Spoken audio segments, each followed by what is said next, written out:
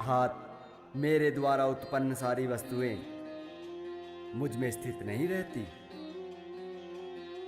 हे पार्थ, मेरी ईश्वरीय योग शक्ति को तो देखो। मैं समस्त जीवों का पालक हूं और सर्वत्र व्याप्त भी हूं।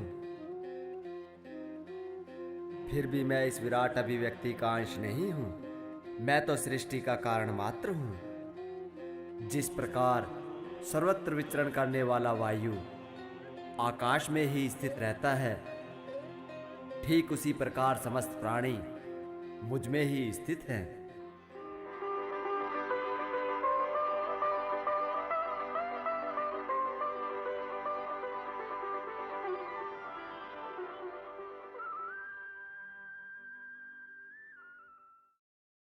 कल्प का अंत होने पर सारे प्राणी मेरी प्रकृति में प्रवेश करते हैं और अन्य कल्प आरंभ होने पर पुनः मैं उन्हें अपनी शक्ति से उत्पन्न करता हूं। संपूर्ण विराट जगत मेरे अधीन है।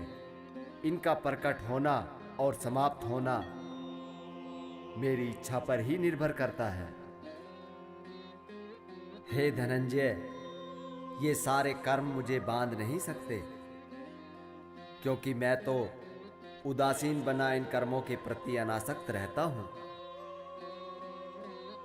हे कुंती पुत्र, ये भौतिक प्रकृति मेरी शक्तियों में से एक है, जिसे मैं ही संचालित करता हूं। इससे ही सारे चर तथा अचर प्राणी उत्पन्न होते हैं और इसके शासन में ही यह जगत बार बार सृजित तथा विनिष्ट होते रहता है।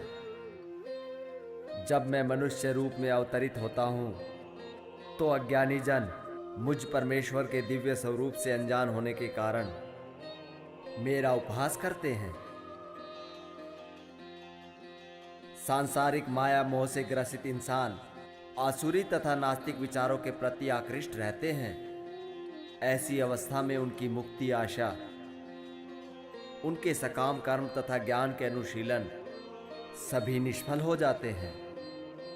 जो महात्मजन मोह माया से परे होते हैं, वे दैविक प्रकृति के संरक्षण में रहते हैं। वे हर समय भक्ति में डूबे रहते हैं, क्योंकि ऐसे महात्मा मुझे आदि तथा अविनाशी भगवान के रूप में जानते हैं।